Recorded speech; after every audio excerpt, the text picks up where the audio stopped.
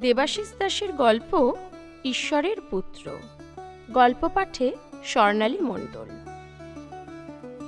পশ্চাৎপটে ঘন নীল সমুদ্র, সফেন। সামনে বেলাভূমিতে বিকিনি পরিহিতা সোনালী কেশ বিদেশিনী, খানিকটা প্ররোচনাসুলভ ভঙ্গিতে কটাক্ষ হেনেছে। 3 ডাইমেনশনাল পোস্টকার্ড আকারের রঙিন ছবিটি অনেকটা এরকম। ডানে বায়ে ঘোরালে চোখ মটকায় লাস্যময়ী মেয়েটি। আপাতত দেশি মদের এই লাইসেন্সড ভাটিখানার দোতলায় এক কোণে টেবিলের ওপর কিছুটা শীষ বেরোনো জলে ভেজা ছোলা, নুন, কুচনো কাঁচা লঙ্কা এবং শূন্য দুটি কাচের গ্লাস পরিবৃত হয়ে তরুণীটি হাঁটু মুড়ে বসে আছে। ঘরের বাতাবরণ চোখ জ্বালা ধরা বিড়ির ধুয়োয় ঠাস পুরো। এক্সস্ট ফ্যানগুলো সকলে একসাথে চেঁচামেচি না করলে কর্তৃপক্ষ কখনোই চালায় না। রিতম এক পাইট দেশি মদ, খানিকটা কাঁচা টমেটো, দেশলাই আর ছোট চারমিনারের প্যাকেটটা বুকে আঁকড়ে খুব সাবধানে একতলার বারোয়ারি পেচ্ছাপখানার থিক থেকে জল ডিঙিয়ে আলো আধারি সিঁড়ি বেয়ে বেয়ে ওপরে উঠতে থাকে। দোতলায়ও গিচকিচ করছে মানুষের মাথা, সব কটা টেবিল জুড়ে। এরই মাঝে রশিদকে সে দেখতে পায় একা ওই মেয়েটির ছবির দিকে তাকিয়ে বোকা বোকা মুখ করে হাসছে। রিতমকে দেখতে পেয়ে সে সোয়াল্লাসে হাত তুলে ডাকে। শুধু দুটো গ্লাস সাজিয়ে জায়গা দখল করে সে বসে আছে অনেকক্ষণ। গতকাল রাতেই কলেজ স্ট্রিট বাজারে রিতম তাকে কথা দিয়েছে আজ সন্ধ্যায় সে তাকে এখানে মদ খাওয়াবে। আজ আর কোনো শুকনো নেশা নয়, নো বায়ুপথ, আজ শুধুই জলপথ ভ্রমণ। এটা রশিদের কাছে সত্যি একটা মস্ত পাওনা। সুতপন, দীপঙ্কর আর তুষারেরও আসার কথা। রিতম পরে ওদের সাথেও কন্ট্যাক্ট করেছে। ওরা বন্ধু বান্ধবীরা সবাই কিছু না কিছু করে, কেউ খবরের কাগজে, কেউ স্টেশনারি সাপ্লাইয়ে। শুধু রিতম কাজ করে একটা ছোটোখাটো সরকারি দপ্তরে। বাবার ইনফ্লুয়েন্সে বাগানো চাকরি। জীবন অনেক বদলেছে সবার, কিন্তু ছাত্র জীবনের হোস্টেলের প্রিয় সঙ্গ আর নেশা সবটা আজও ভোলা হয়নি ওদের। সবে ওরা রশিদেরই বয়সী, 23-24, ব্যাচেলর। সবার খবরই রাখে রশিদ, কিন্তু নিজে রশিদ মিয়া করে কি? এই প্রশ্নটাই একদিন তাকে ঘোর নেশার ভেতর জিজ্ঞেস করছিল রিতম। তখনও অব্দি রশিদ জানে রিতম, তুষার, সুতপন ওরা সবাই হোস্টেলে থাকে, প্রেসিডেন্সি ল কলেজের ছাত্র। কলেজ স্ট্রিট বাজারের ভেতর শাহজাহান ভাই এর দড়ির খাটিয়াতে বসে সেদিন সে সময় রাত প্রায় 9টা। সবাই ওরা তখন চরসের নেশায় বুঁদ হয়ে আছে। হাতে হাতে ঘুরছে মাটির ঝিলিম, জলে ভেজা সাফির পর্দা পেরিয়ে ওদের কলেজে ফেরত ভক ভক করে ধুয়ে উঠছে বাতাস। রিতমের গা ঘেঁষে বসেছিল রশিদ। জালিকাটা সুতোর স্যান্ডো গেঞ্জি, সবুজ কালো ডোরা কাটা লুঙ্গি, গালে একদিনের না কাটা দাড়ি। নেশা জমাটি হলেই মুকেশের গানের কলি গায়ে ও গুনগুন করে। তারই জন্য যুবকটিকে আরও ভালো লাগতো রিতমের। হালকা হালকা ভাব জমে উঠেছে দুজনের সবে মাত্র ফিরে ফিরে এখানে দেখা হওয়ার কারণে। আরও হয়তো কিছুটা বেশি ঘনিষ্ঠ হতে চেয়েছিল সেদিন রিতম। রশিদ ভাই, গুরু, তুমি কি করো বলো তো? রশিদের ঘাড়ের কাছে ঝুঁকে পড়ে প্রশ্ন করছিল রিতম। হাত বদলে বদলে ঠিক তখনই ঝিলিমের সবটা চরসই অঙ্গার হয়ে গেছে। মাটিতে উল্টে দিয়ে জ্বলন্ত অঙ্গার থেকে আঙুলে খুঁটে গিট্টি বের করছে সুতপন। আবারও নতুন করে সাজানো হবে ঝিলিম। এক রাউন্ড চা খেয়ে বিহারি চাওয়ালা ভারে ভারে চা ঢালছে, আর হঠাৎই তখন ছিলা ছেঁড়া ধনুকের মতো শটান উঠে দাঁড়ায় রশিদ। রিতমের প্রশ্নটা তখনও বাতাসে ভাসছে। क्यों भाई, किए बात क्यों? ऐसा सवाल ना पूछना। বিস্মিত রিতমের হাঁটুতে হাত রেখে আবারও ওর গা ঘেঁষে বসে পড়ে রশিদ। মায়াময় চোখ তুলে তাকায়। ऐसा ना पूछना, क्या जरूरत है? ये प्लेटफॉर्म सबके लिए, तुम्हारा भी हमारा भी, মসজিদ जैसे। এ কথা রিতমও জানে। এ জায়গা সার্বজনীন, এখানে সবাই সমান। কে রাজা কে ফকির এ কথা কেউ জানে না, এখানে জানতেও চায় না। এ ধোয়াটে নেশা সব মানুষকেই এক অদ্ভুত জায়গায় নিয়ে যায়। একটাই প্ল্যাটফর্ম। অ্যালকোহলিক নেশায় মানুষ অহেতুক শোরগোল বাঁধিয়ে তোলে, আর ভেতর থেকে বেরিয়ে আসে সেই লুকোনো মানুষটা। অহংকারী, মদমত্ত, কবজি ঘোড়ায় কথায় কথায় প্রতিশোধের কথা বলে, বদলার কথা বলে, অথচ সেই মানুষটাই কিন্তু এখানে স্থির হয়ে বসে থাকে। একে অন্যকে জড়িয়ে ধরে অকারণে হাসাহাসি করে। কেউ সহসা ফুপিয়ে কেঁদে উঠলে একসাথে 10টা হাত তার পিঠে এসে সান্ত্বনা দেয়। সব জানে রিতম, কিন্তু হঠাৎ একথা কেন? सुनो भाई, हाँ हमको पता है कि आप लोग सब लिखा पढ़ी स्टूडेंट है और हमको ख्याल भी है, इसलिए आप लोगों को हम इज्जत भी करता है, लेकिन আবারও কথা বলা শুরু করে রশিদ। রিতম তাকে থামিয়ে বলে, सॉरी रशीद भाई, हम जानबूझ के किछु नहीं बोला, नेशा में बोल दिया। हम जानते हैं कि सब लोग या बराबर है। नहीं नहीं, सुनना भी जरूरी है। অভিমানী লাগে রশিদের কণ্ঠস্বর। जानना चाहते हैं तो सुनो, हम क्या करता?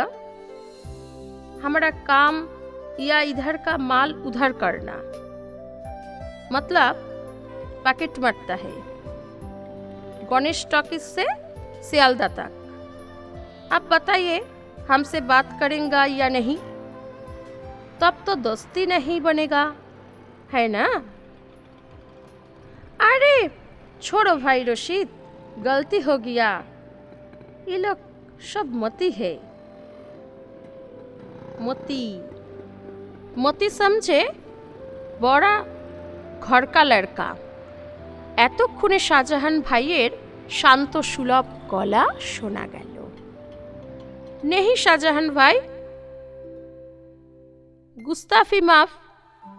আবারও রশিদ কথা বলে, छोड़िए ये सब बात, लेकिन यार याद रखना, रशीद भाई कभी लंबा चौड़ा बात छटता नहीं है।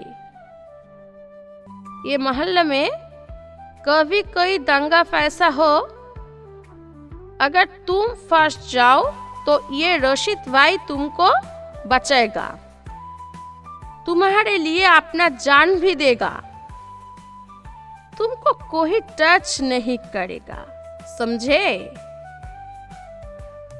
রিতম সেদিনই জানে রশিদ পকেট মারে ট্রামে বাসে। ওর এলাকা গণেশ টকিজ থেকে শিয়ালদা স্টেশন। চমকে উঠেছিল রিতম, কিন্তু পকেটে হাত ঢোকায়নি সঙ্গে সঙ্গে। পরে ভেবেছে কালো সন্ধ্যায় ওকে জড়িয়ে ধরে টানতে টানতে রশিদ নিয়ে গিয়েছিল মোড়ের মিষ্টির দোকানে। লুঙ্গির খুঁট খুলে পয়সা বের করছে। লবঙ্গলতিকা কিনে খাইয়েছে ওকে, তুষারকে। তারপর ফিরে এসে রিতমের কাছ থেকে চেয়ে নেওয়া ছোট্ট চারমিনারের লম্বা টান দিতে দিতে শাহজাহান ভাইকে বলছে, এক বড়া পুড়িয়া দে না শাহজাহান ভাই, और जम के बनाना। দোস্তি দোস্তি, এর চেয়ে বড় কোনো কথা নেই শাহজাহান ভাই এর এখানে। শাহজাহান উদ্দিন জন্মের পর ভালোবেসে কোনো প্রিয়জন নবাব শাহজাহানের নাম রেখেছিল তার। এখানে যারা আসে সকলেরই স্বজন সে। নবাব শাহজাহানের মতোই ইজ্জত তারে মহল্লায়। গাজার পুড়িয়া আর চরস বেচে সে। কলেজ স্ট্রিট বাজারের ভেতর এক কোনায় তার খাটিয়া পাতা। সকাল 8টায় সে তার ডেরা থেকে এসে বসে এখানে।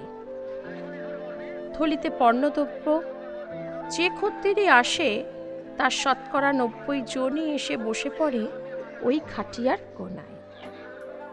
পতুয়া, ডোরা কাটা লুঙ্গি, লম্বা পানা মুখ, ঘন সাদা দাড়ি তার, ঘাড় অব্দি সাদা কালো বাবরি চুল, সুরমা টানা আয়ত মায়াময়ের চোখ।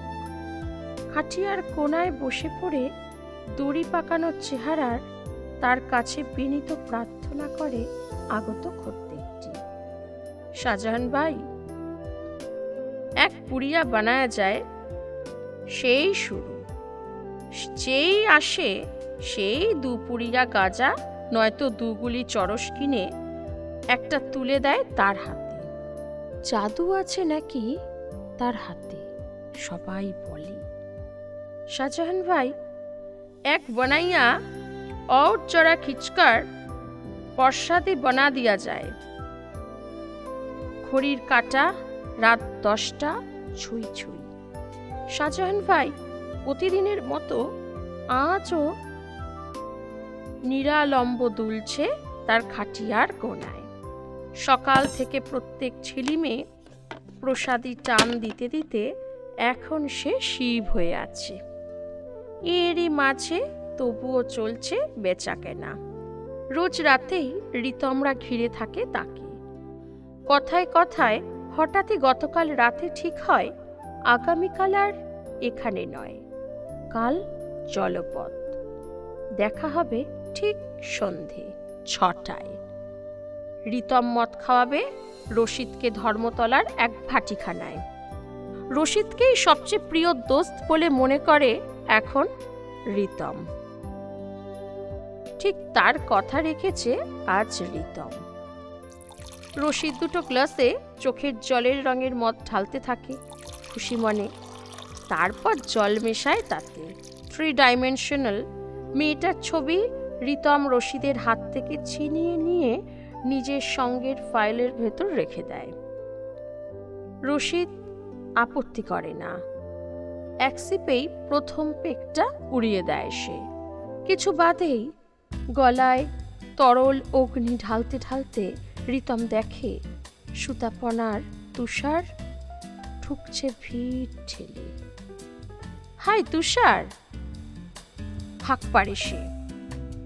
আজ সুতাপনের মন হাওয়াইবাজি যেন। ওভারটাইমের এরিয়ার পেমেন্ট পেয়েছে সে আজ। কথা ছিল আজ রিতমই খাওয়াবে সবাইকে, কিন্তু আসরে ঢুকেই ঘোষণা করে সে আজ বাকিটা সময় সেই হবে হোস্ট। রিতমের টার্ন ভিউ হয়ে যায় আজকের মতো।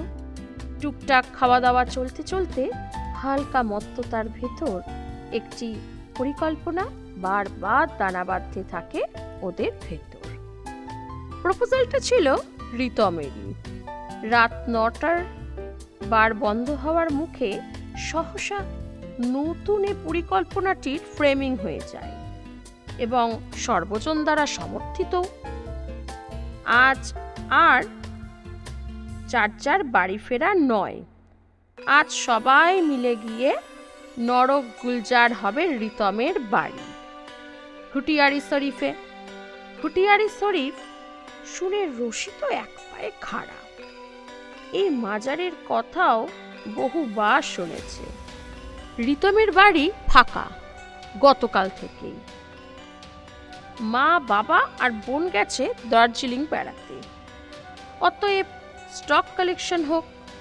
যে যার বাড়ি কিংবা বাড়ির ধারের কাছে টেলিফোনে না ফেরার সংবাদ পৌঁছে দাও। টেবিলের অবশিষ্ট দুটো পাইট রইল বাকি রাতের জন্য। রুটি শিক কাবাব নিয়ে নেওয়া হবে শিয়ালদা থেকে। একা দীপঙ্কর শুধু যেতে পারবে না ওই নিশি যাত্রায়, কারণ কাল ভোরেই ওকে অফিস ট্যুরে চলে যেতে হবে ভুবনেশ্বরে। ধৌলি এক্সপ্রেসের টিকিট ওর পকেটে। ছাড়ো গুরু, রাতের পরে বা জগন্নাথে যাবে, না হলে ইস্টকোটে দুপুরবেলা। আমরা সবাই মিলে তুলে দিয়ে যাব। ঝুলোঝুলি করতে থাকে একসাথে সবাই। অনেকটা সময় ওভাবেই কেটে যায়। মত্ত দীপঙ্কর সবার পীড়াপিড়িতে মাঝে মাঝেই দুর্বল হয়ে যায়, আবার নিজেকে সামলে নেয়। ক্ষোভে ভেঙে পড়ে শেষমেশ। উপায় নেই ওস্তাদ, আমার বসও যাবে একসাথে। Basically we are nothing but a bonded labour, বুঝলে? উই আর নট ব্রনফি। একসঙ্গে হাঁটতে হাঁটতে কিছু বাদেই ধর্মতলার ভিড়ে একসময় দুঃখী অসহায় দীপঙ্কর হারিয়ে যায়। মন খারাপ কাটিয়ে বউবাচা স্ট্রিট ধরে ওরা কজন হাঁটতে থাকে। রুটি, শিক কাবাব, স্যালাডের জন্য টমেটো, পেঁয়াজ কিনতে কিনতে রাত হয়ে গেল অনেক। শিয়ালদা স্টেশনে পৌঁছে দেখা গেল শেষ ক্যানিং লোকাল ছাড়ার সময় পেরিয়ে যাচ্ছে। ঘুটিয়ারি শরীফে পৌঁছানোর শেষ ট্রেন। সিটি বাজিয়েছে রেলগাড়িটি। অতএব টিকিট ফিকিট ছাড়ো, দৌড়াও। ঘুটিয়ারি শরীফে পৌঁছাতে পৌঁছাতে বেশ রাত। সারাটা পাড়া প্রায় শুয়ে পড়েছে। একটা দুটো কুকুর একসাথে অচেনা কিছু লোককে দেখে চিৎকার শুরু করে দিল। শেষে ওদেরই একজন বোধহয় রিতমকে চিনতে পারে। তারপর ওদের ডাক আর শুনতে পাওয়া যায়নি। মেইন গেটের গ্রিলের তালা খোলার পর গাছপালায় ঘেরা বাগান পেরিয়ে লাচকি লাগানো ঘরের দরজার ফুটোর চাবি ঢোকায় রিতম। দরজা খুলতেই সাজানো কার্পেট, পাতা বসার ঘরের আসবাবপত্র দেখে রশিদ লাফিয়ে উঠে শব্দ করে, আরে বাপ! দৌড়ে গিয়ে টিভি সেটের ওপর রাখা পিতলের ভেনাস মূর্তিটি দু মুঠোয় ধরে মাথার ওপর তুলে সৌল্লাসে ফেটে পড়ে। ইসে হাম লে যায়েঙ্গে, জন্নত কা নূর। তুষার রিতমের গা ঘেঁষে দাঁড়ায়। We haven't done a mistake. Do you know? You pickpocketer? Born criminal? Yes, I know. But he is exceptional, Ritam bole.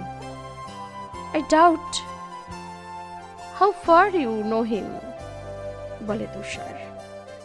Anyhow, we have to keep strong watch on him. কিছু পকেটে যেন ঠোকাতে না পারে। আবারও বলে তুষার। তারপর সুতপনের গা ঘেঁষে দাঁড়ায় ধীরে। হাতের রুটি মাংসের প্যাকেটটা সেন্টার টেবিলের ওপর রাখতে রাখতে সুতপন একটা অবক্ত আতঙ্ক মেশানো শব্দ করে। আজই সে 2 মাসের এরিয়ার ওভারটাইম পেয়েছে। পকেটে নগদ প্রায় 3200 টাকা তার। আর সে কথা সবাই জানে।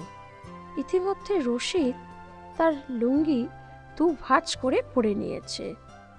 ঘুরে ঘুরে সে বিস্মিত চোখে ঘরের সব আসবাবপত্র ছুঁয়ে ছুঁয়ে দেখছে।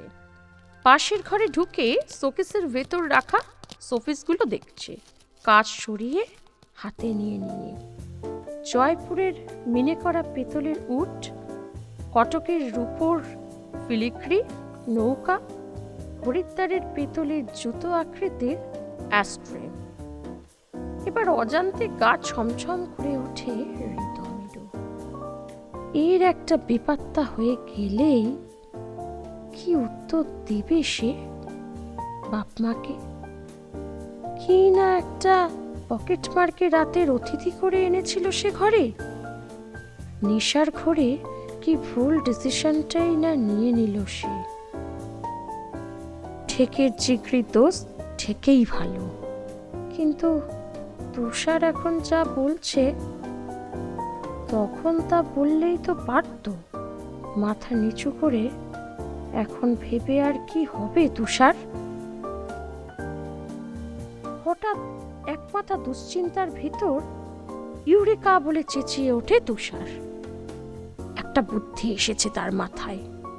রশিদকে জোর জবরদস্তি সে বাথরুমে ঢুকিয়ে দেয়।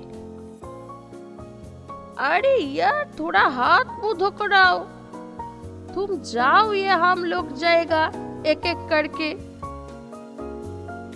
বলে সে।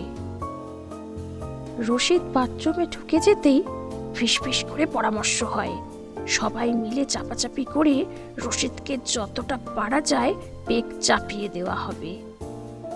এমনিতেই বেশি নেশা হয়ে আছে তার, এবার আউট করে দিতে পারলেই নিশ্চিন্তে ঘুম। নিজেরা আর না খেলেও চলবে, যথেষ্ট নেশা হয়েছে। নতুন করে আসর শুরু হলো পরিকল্পনা মতোই। আসলে খিদে পেয়েছিল সবারই, রুটি মাংসের গন্ধ। রশিদ হাই হাই করে বারবার আপত্তি তুললেও অনেকটা বেশি খেয়ে ফেললো 40 মিনিটের ভেতর। বাকিদেরও কিছুটা কিছুটা খেতে হলো তাল দেওয়ার জন্য। খেতে খেতে রুটি সমেত শিক কাবাব রশিদের হাত থেকে খসে পড়তেই সুতপন চোখ মটকায় তুষারের দিকে। Plan successful. সোফার একটা লম্বা কোচের মধ্যে কাত হয়ে পড়ে থাকে রশিদ। খাটাস না আর ওকে, টান টান করে ওখানেই শুইয়ে রাখ বলে রিতম। সবাই মিলে ঠিক হয়, ছড়িয়ে ছিটিয়ে নয়, এখানেই সবাই মিলে এক জায়গায় শুয়ে কাটাবে বাকি রাতটা। পাশের শোয়ার ঘর থেকে বিছানার চাদর বালিশ এনে বসার ঘরে কার্পেটের ওপর টানা বিছানা পাতা হলো।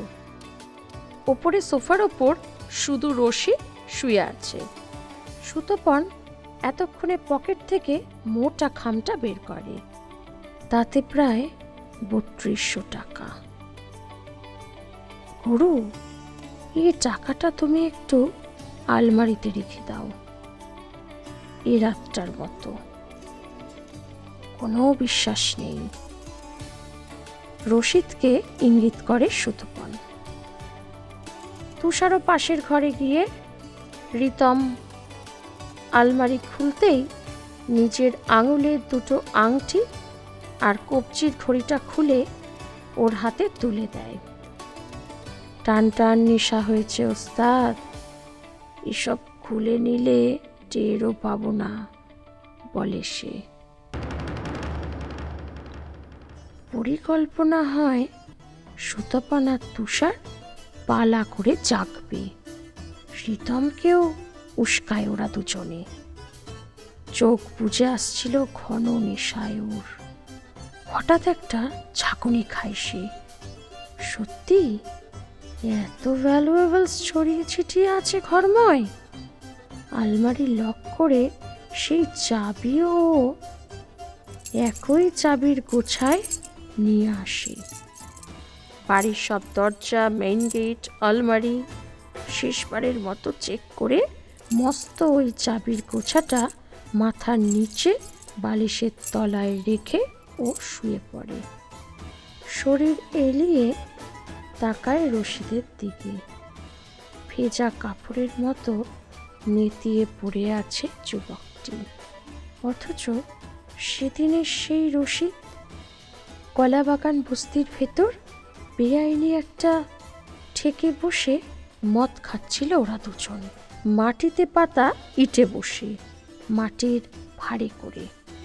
টিমটিম করে একটা 40 ওয়াটের বাল্ব চলছে ঘরের ভেতর, সন্ধ্যা ছুঁই ছুঁই। হঠাৎ খেতে খেতে ওই ঘরের মধ্যে 2-3 জনের একটা চটলার ভেতর কথা কাটাকাটি শুরু হয়ে যায়। অকথ্য গালিগালাজ, তারপর সহসা শুরু হয়ে যায় খুঁট চালাচালি।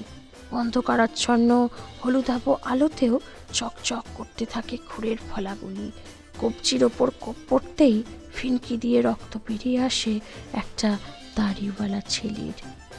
রিতম পাথর হয়ে বসেছিল আতঙ্কে। হঠাৎ রশিদ ওকে টেনে বাইরে নিয়ে আসে। একটা খুঁড়ের ফলা রশিদের বা কান ঘেঁষে হিস শব্দে পিছলে যায়। অন্ধকার সরু গলি, নর্দমার ছপছপ জল পেরিয়ে ওকে টানতে টানতে ছুটছিল সে। নালায় পা পড়ে কাদায় চপচপ হয়ে ওঠে রিতমের চটি আর ট্রাউজারের হাঁটু অব্দি। ছোটা যখন শেষ হলো তখন সম্বিত ফিরে রিতম টের পায় সামনে কিছুটা দূরেই মার্ক স্কোয়ার। তুষারের ধাক্কায় ধর্মর করে ঘুম ভেঙে যায় রিতমের। ঘরে আলো জ্বলছে গত রাতে জ্বালানো টিউবের।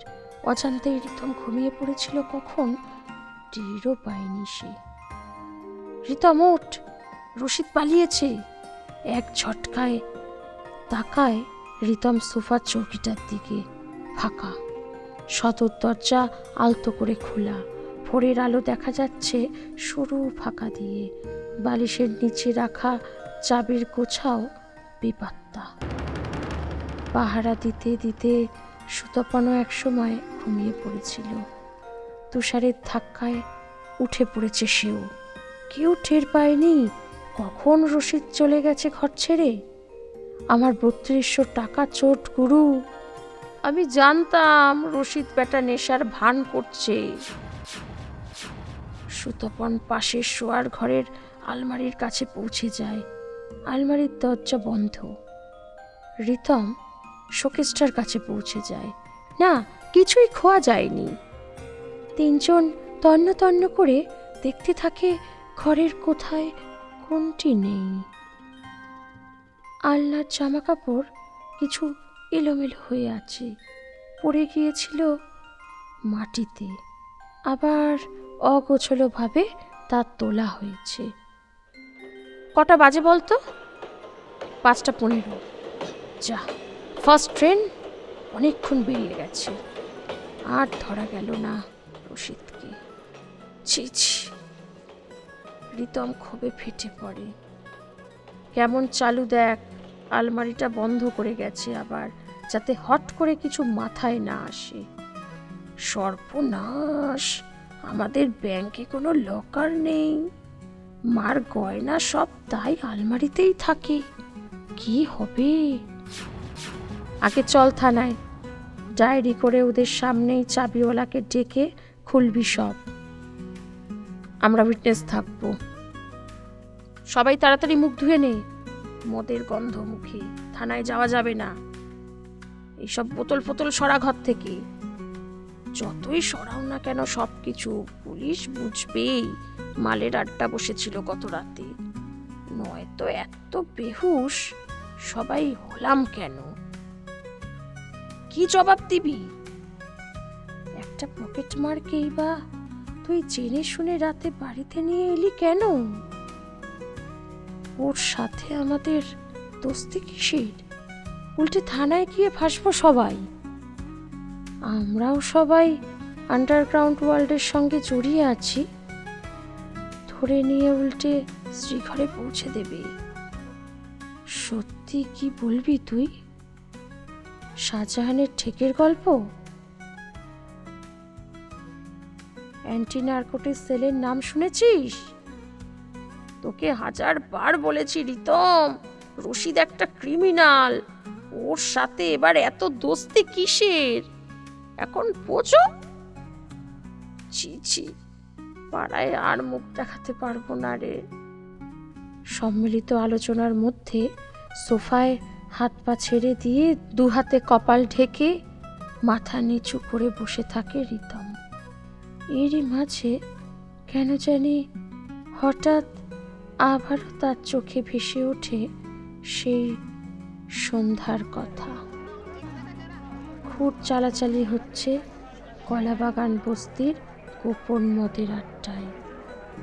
জালিকাটা স্যান্ড্রো গেঞ্জি পরা একজন যুবক বর্মের মতো আড়াল করে ধরেছে তাকে। এভাবেই চুপ করে বসে থাকবি নাকি তুই? কি রে রিতম? ঘোর কেটে যায় রিতমের, লাফ দিয়ে ওঠে ও। চল বরং ছুটে একবার সবাই স্টেশনে যাই। আমি 4টের কিছু আগেও ওকে শুয়ে থাকতে দেখেছি। লাস্ট ট্রেন কিভাবে পাবে? বেটাকে নিঘাত স্টেশনেই পাওয়া যাবে। চল তুষার। ঘর ছেড়ে বাইরের উঠোনে নেমে আসে সবাই। গাছপালায় ঘেরা মস্ত বাগান, সামনের আম গাছের সাথে বাউন্ডারির গায়ে কাপড় শুকোনোর দড়ি টাঙানো বাবার হাতে। রিতম হঠাৎই চমকে তাকায় সেদিকে। সবুজ ডোরাকাটা একটা লুঙ্গি ঝুলছে সেখানে, পাশে জালিকাটা স্যান্ড্রো গেঞ্জি রশিদের। কিন্তু কোথায় সে? তবে কি নোংরা জামা কাপড় ছেড়ে আলনা থেকে অন্য পোশাক পরে একটা রসিকতা করে চলে গেল সে? সবাই প্যাসেজ ধরে দ্রুত মেইন গেটের দিকে এগিয়ে চলে। প্রথম চোখে পড়ে রিতমেরই। সমস্ত আশঙ্কা আর আতঙ্কিত ভাবনাকে তছনছ করে একটা পবিত্র কালো পাথরের মূর্তির মতো রশিদকে পাওয়া গেল বাগানের এক নির্জন কোণে, মস্ত ঝাঁকড়া টগর গাছের নিচে। মা বাড়ি নেই, তাই ফুলও তোলা হয় না পুজোর জন্য। ফুলে ফুলে ছেয়ে আছে গাছটা। তার নিচে ঝরে পড়া অসংখ্য টগর ফুলের মাঝে ঘর থেকে আনা একটা ছোট্ট মাদুরের ওপর বজ্রাসনে বসে দু চোখ বুজে হাতের তালু পাশাপাশি আকাশমুখী তুলে ধরে ভোরের প্রথম নামাজ পড়ছে রশি। সদ্য স্নাত তার চুল বেয়ে জলের ফোঁটা পড়ছে নগ্ন পিঠে। কপাল জুড়ে মাথার উদ্ধাংশ বাঁধা রয়েছে ধোয়া একটা বালিশের ওয়ারে। পরনে আলনা থেকে নেওয়া বাবার একটা পুরনো অথচ ধোয়া লুঙ্গি। ঠোঁট নড়ছে বিড়বিড়। নামাজের সময় মানুষ কি বলে আল্লাহর কাছে, কি দোয়া মাঙে জানে না রিতম। ওর শুধু সারা শরীরে কেমন একটা শিহরণ বয়ে যায়।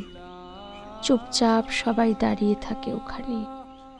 সহসা কয়েক লহমা পরে ওদের পায়ের শব্দে চোখ খুলে রশিদ চমকে ওঠে। গুস্তাফি, মাফ করনা রিতম ভাই।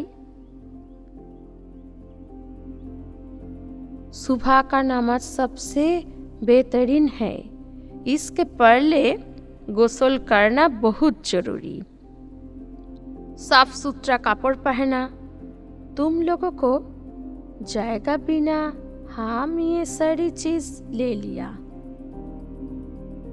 देर हो रहा था इसलिए दरवाजा चाबी की ले लिया। दोस्ती मान के मुझे माफ कर देना भाई साहब। দোস্তি শব্দটা একটা ঝংকারের মতো কানে এসে ধাক্কা দেয় রিতম, সুতপন এবং তুষারের। ওরা সবাই এই শব্দটাকে সন্দেহ করছিল কিছু আগেই, এমনকি কাল সমস্ত রাত জুড়েও। हम लोग सभी एक ही प्लेटफॉर्म का मुसाफिर है, इधर ना कोई हिंदू है ना मुस्लिम। जाओ भाई सब, गोसल करके तैयार हो आओ, एक साथ खाना खाना है, एक पुड़िया भी बच के रहा हुआ हम। বিজয়ীর হাসি হাসতে থাকে।